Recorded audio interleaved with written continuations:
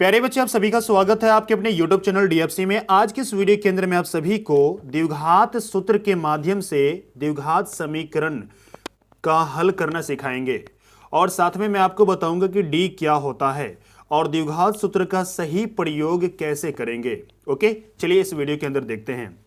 मेरे पास समीकरण दिया गया द्विघात समीकरण 3x² माइनस में 10x प्लस 3 बराबर 0।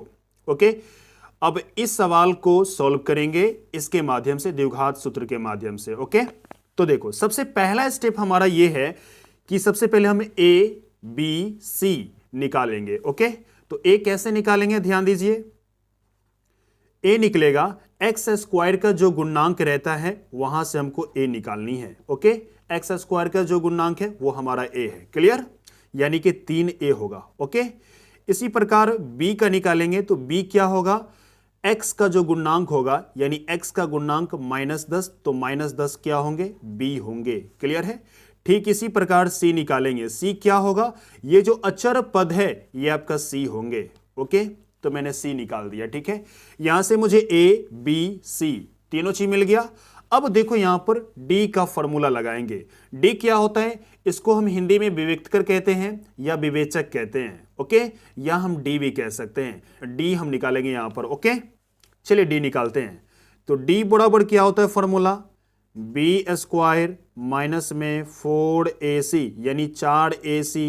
b का मान कितना दिया गया है, माइनस में 10, तो माइनस में 10 लिखते हैं और इसका स्क्वायर कर देते हैं। ठीक है, क्योंकि फॉर्मूला में स्क्वायर है तो स्क्वायर यहां भी लगाना है। माइनस का प्रयोग 4 लगाइए यहां पर। a का मान कितना है, 3, तो 3 लिखना है। ओके, c का मान भी 3 है तो 3 लिखना है। ओके, अब यहां पर -10 का स्क्वायर करेंगे तो 100 आएगा। ठीक है, -2 को हो जाएगा क्योंकि ऊपर में स्क्वायर है तो माइनस माइनस प्लस हो जाएंगे। ओके, चलिए यहां मल्टीप्लाई करते हैं, मतलब गुना करते हैं। 4 तिया 12, 12 तिया 36। ओके, और यहां पर ध्यान दीजिएगा 100 में से 36 को घटाएंगे तो बचेगा यहां पर 64। ओके, डी निकल गया। ओके, अब देखो यहां पर द्विघात सूत्र का प्रयोग करना सीखेंगे। तो द्विघात सूत्र को मैं फिर से लिख दूं आपको। द्विघात सूत्र बराबर क्या होता है formula, -b plus minus root under में d बट्टे में क्या होगा, 2a। क्लियर है। अब देखो यहां पर माइनस तो माइनस लिखिए और b की जगह पर आप b का मान लिख दीजिए। ओके, माइनस में 10 तो माइनस में 10 लिख देंगे। प्लस में प्लस और माइनस, d का मान क्या दिया गया है, 64, तो रूट के अंदर यहां पर 64 लिख देंगे। ठीक है, बट्टा यहां 2a लिखा है, 2 लिखेंगे। a का मान कितना दिया गया है, a का मान 3 है तो हम 3 लिख देंगे। ओके, चलिए आगे चलते हैं।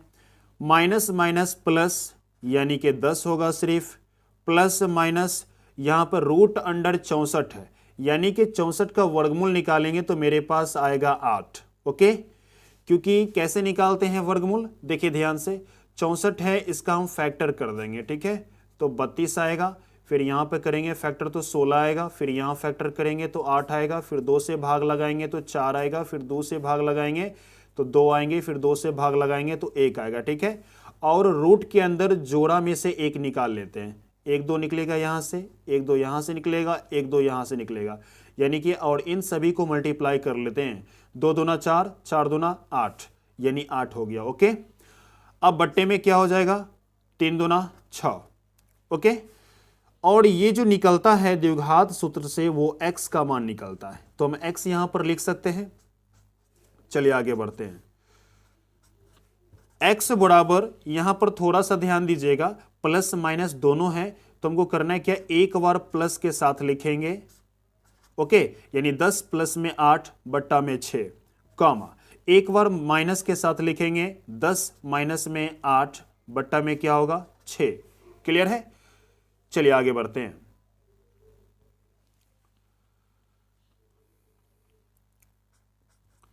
x बराबर में इन दोनों को जब जोड़ेंगे तो क्या आएगा, 18 बट्टा में 6। इन दोनों को जब घटाएंगे तो क्या आएगा, 2 बट्टा में 6। क्लियर है। और इसीलिए x बराबर में इसको जब काटेंगे तो 6 कहीं 6, 6 त्रिके 18, यानी कि 3 आया। ओके, एक तो नीचे का हटा भी सकते हैं, लगा भी सकते हैं, मैंने हटा दिया तो सिर्फ 3 बचा। ओके, यहां पर अगर काटेंगे तो 2 एका ही 2, 2 तिया 6। ओके, यानी कि 1/3। मेरा आंसर क्या हुआ कि x का मान निकल गया यहां पर 3 और x का दूसरा मान निकल गया यहां पर 1/3।